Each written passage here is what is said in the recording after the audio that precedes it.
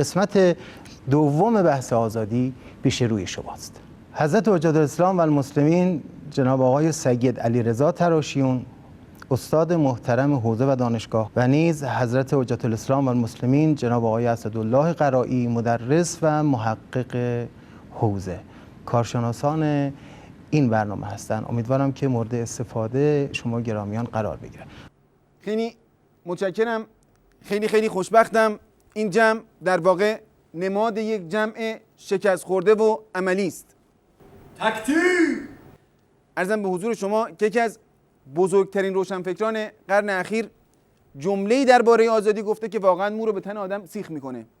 میفرماید اگر آزادی معیار تمدن و تکامل است، پس حیوان‌ها از ما آزادترند.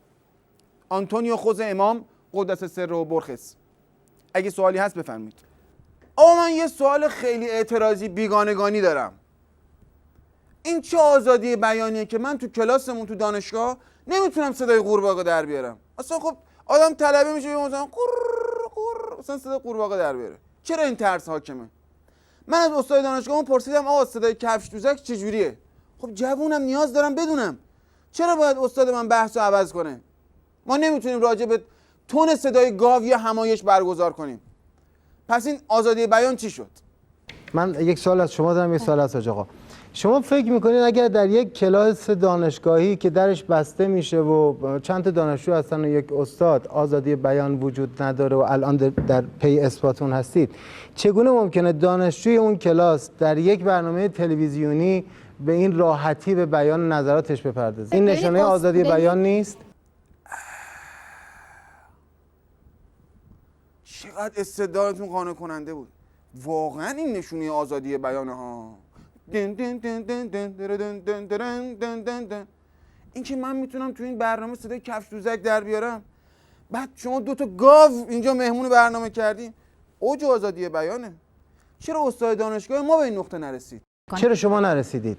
والا ما حقیقت ماشینمون بنزین تمام کرده بود. تو الاغ هم که صبح زودتر اومدی نتونستیم سوارت شیم، برای همین نرسیدیم. اینی که شما الان به این راحتی دارید راجع به این موضوع صحبت میکنید نشان دهنده این است که آزادی بیان موجوده، ولی اینکه کسی نخواد ازش استفاده کنه. بله آقا آزادی بیان موجوده، همه رقمش هم هست.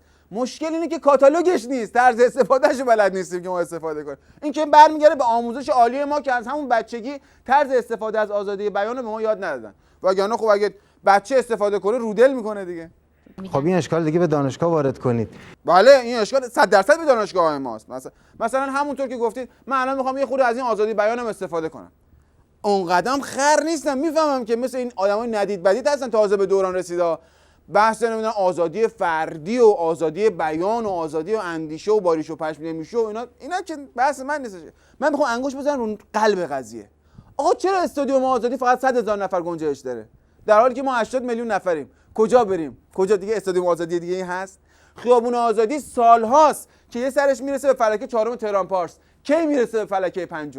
30 سال ما سر این موضوع فلکه 4 تهران پارس داریم درجا میزنیم. تا کی ما باید میدون آزادی رو از پایین نگاه کنیم؟ همین نگاه شما دقیقاً داره اعلام میکنه که شما معنی آزادی رو تشخیص ندادید. چرا؟ اجازه بدید چرایی و جسارت ایشون رو بنده پاسخ بدم.